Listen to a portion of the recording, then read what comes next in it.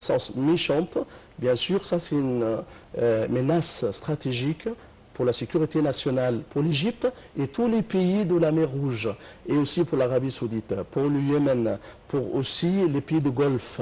Ça c'est très dangereux et bien sûr ça nécessite une coalition de n'importe stratégique, politique et même militaire pour se défendre. Parce que l'existence d'Israël au début de la mer Rouge, ça c'est très dangereux là, c'est une chose qu'on ne peut pas imaginer. Un pays que juste il y a un point là, il y a nul. Alors sur là-bas, tout au nord là-bas, elle voulait contrôler ou dominer la mer Rouge et tout ça. Et on connaît aussi depuis très longtemps les liens entre l'Éthiopie avec le Portugal pendant la période impériale.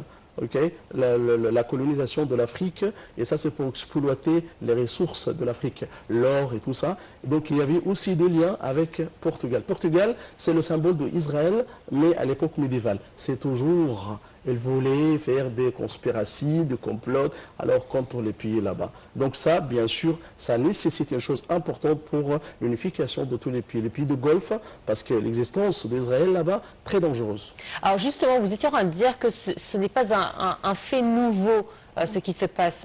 Est-ce qu'au cours de l'histoire, l'Égypte a réussi justement à contrer cette menace? Bien sûr. Et comment? Avec notre diplomatie?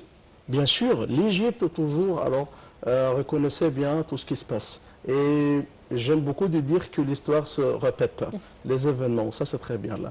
Et je fais même des articles concernant ça, et aussi je suis un petit peu spécialiste de l'histoire éthiopienne. Je connais toujours là et leur lien avec les pays qui sont contre l'Égypte. Parce que ça c'est une chose profonde dans leur mentalité et avec un régime qui dit toujours qu'on est des descendants du roi d'Israël.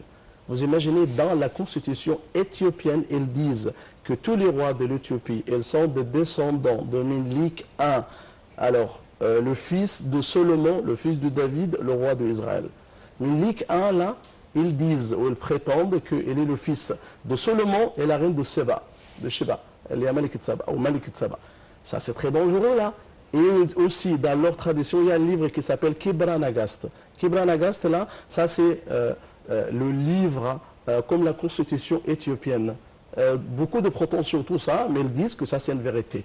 Ils disent alors cette histoire, comme j'ai déjà dit. Ils disent aussi que Ménelik I, il était coloré à Jérusalem, okay, il porte la couronne d'Israël. Ça c'est très dangereux tout ça, et bien sûr pour les gens. Et pour ça, quand on trouve les menaces au sud de l'Égypte, pour la mer Rouge, des frontières et pour le Nil, ça c'est toujours une chose très claire.